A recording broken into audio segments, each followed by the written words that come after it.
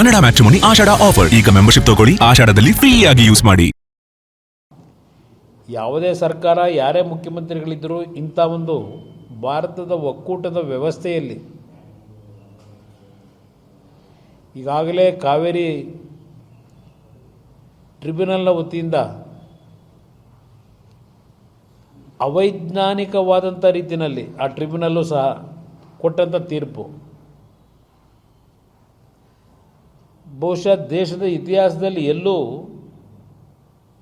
ಪ್ರತಿ ತಿಂಗಳು ಎಷ್ಟು ನೀರನ್ನು ಕೊಡಬೇಕು ಅಂತೇಳಿ ನಿಗದಿ ಮಾಡಿರ್ತಕ್ಕಂಥದ್ದು ಈ ಒಂದು ಕಾವೇರಿ ನೀರಿನ ಹಂಚಿಕೆಯಲ್ಲಿ.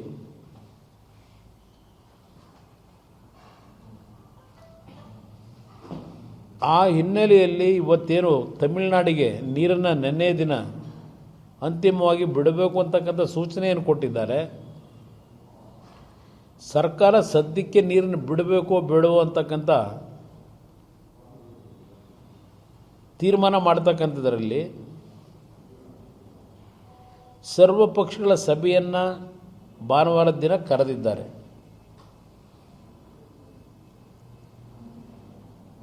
ಸರ್ವ ಪಕ್ಷದ ಸಭೆಯನ್ನು ಈ ಒಂದು ನೀರಿನ ಹಂಚಿಕೆ ಆದ ನಂತರ ಬಹುಶಃ 1991ರಿಂದ ನಿರಂತರವಾಗಿ ಸರ್ವಪಕ್ಷಗಳ ಸಭೆ ನಮ್ಮ ಭಾಗದಲ್ಲಿ ಸಮಸ್ಯೆಗಳು ಉದ್ಭವ ಆದಾಗ ಕರೆದಿರ್ತಕ್ಕಂಥದ್ದು ನಡ್ಕೊಂಬಂದಿದೆ ಆ ಪದ್ಧತಿ.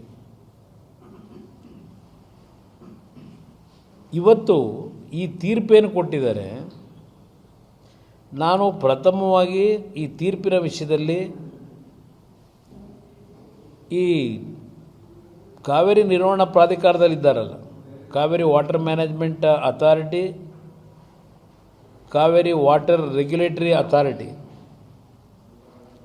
ಈ ಎರಡೂ ಸಮಿತಿಯಲ್ಲಿರ್ತಕ್ಕಂಥ ಸದಸ್ಯರುಗಳಿಗೆ ನಾನು ಒತ್ತಾಯ ಆಗ್ತಕ್ಕಂಥದ್ದು,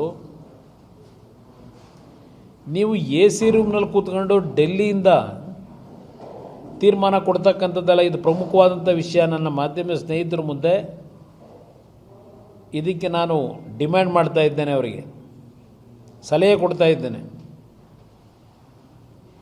ನೀವು AC ರೂಮಲ್ಲಿ ಕೂತ್ಕೊಂಡು ತೀರ್ಪು ಕೊಡೋದಲ್ಲ ಇದು. ನಮ್ಮ ಭಾಗದಲ್ಲಿ ಕಾವೇರಿಯ ಕ್ಯಾಚ್ಮೆಂಟ್ ಏರಿಯಾ ಏನಿದೆ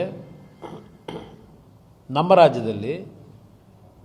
ರಾಜ್ಯದಲ್ಲಿ ಇವತ್ತು KRS, ಹಾರಂಗಿ, ಕಬಿನಿ, ಹೇಮಾವತಿ, ಇಲ್ಲಿ ನೀರೇನು ಪ್ರಮಾಣ ಇದೆ ಮುಂದಿನ 6-7 ತಿಂಗಳಿಗೆ, ತಮಿಳುನಾಡಲ್ಲಿರ್ತಕ್ಕಂಥ ಭವಾನಿ ಜಲಾಶಯ ಮತ್ತು ಮೆಟ್ಟೂರು ಜಲಾಶಯ ಅಲ್ಲಿ ಏನು ನೀರಿದೆ,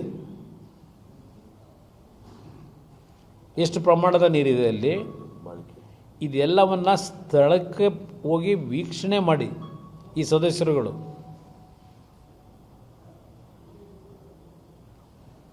ಆ ರಾಜ್ಯದಕ್ಕೂ ಹೇಳಬೇಕಾಗ್ತದೆ ತಮಿಳುನಾಡಿಗೆ, ನಿಮಗೆ ಕುಡಿಲಿಕ್ಕೆ ನೀರಿನ ಒಂದು ಕೊರತೆ ಇದ್ದರೆ ಕುಡಿಲಿಕ್ಕೆ ನೀರನ್ನು ಕೊಡಬೇಕು ಅಂತಕ್ಕಂಥದ್ದು ಹೇಳಲಿಕ್ಕೆ ನಿಮಗೂ ಸಹ ಅಧಿಕಾರ ಇದೆ. ಇವತ್ತು ದೇಶದಲ್ಲಿರ್ತಕ್ಕಂಥದ್ದು ಮೊದಲು ಕುಡಿಯೋ ನೀರಿಗೆ ಆದ್ಯತೆ ಕೊಡಬೇಕು ಅಂತಕ್ಕಂಥದ್ದು. ನೀವು AC ರೂಮಲ್ಲಿ ಕೂತ್ಕೊಂಡು ಅಲ್ಲಿ ತೀರ್ಪು ಕೊಡೋದಕ್ಕಿಂತ ಪ್ರಮುಖವಾಗಿ ಈ ಎಲ್ಲ ಪ್ರದೇಶಗಳಿಗೆ ಭೇಟಿ ಕೊಟ್ಟು ಕರ್ನಾಟಕದ ಪರಿಸ್ಥಿತಿ ಏನಿದೆ, ತಮಿಳುನಾಡಿನ ಪರಿಸ್ಥಿತಿ ಏನಿದೆ, ಇದನ್ನು ಗಮನಕ್ಕೆ ತೆಗೆದುಕೊಳ್ಳೋದ್ರ ಮುಖಾಂತರ ತೀರ್ಮಾನ ಕೊಡಬೇಕಾಗಿತ್ತು ಅಂತಕ್ಕಂಥದ್ದು ನಾನು ಆಗ್ರಹ ಮಾಡ್ತಾಯಿದ್ದೀನಿ. ನಮ್ಮ ರಾಜ್ಯ ಸರ್ಕಾರಕ್ಕೂ ಇದನ್ನು ನೀವು ಒತ್ತಾಯ ಮಾಡಬೇಕು ಅಂತಕ್ಕಂಥದ್ದನ್ನು ಹೇಳಲಿಕ್ಕೆ ಬಯಸ್ತಾ ಇದ್ದೇನೆ. ನಾನು ಮೊದಲೇ ಹೇಳಿದಂಥ ರೀತಿಯಲ್ಲಿ ನಮಗೆ ನಮ್ಮ ಜಲಾಶಯಗಳಲ್ಲಿರ್ತಕ್ಕಂಥ ನೀರಿನ ಮಾಹಿತಿ ಏನಿದೆ, 54-55 TMC ನೀರಿದೆ ಈಗ.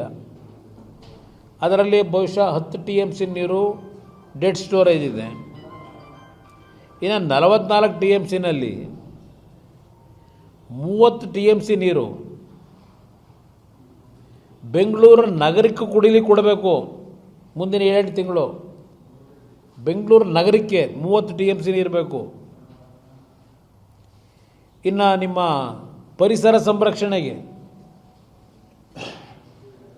ಎನ್ವಿರಾನ್ಮೆಂಟ್ ಸೆಕ್ಯೂರಿಟಿಗೋಸ್ಕರವಾಗಿ ಪರಿಸರ ಸಂರಕ್ಷಣೆಗೆ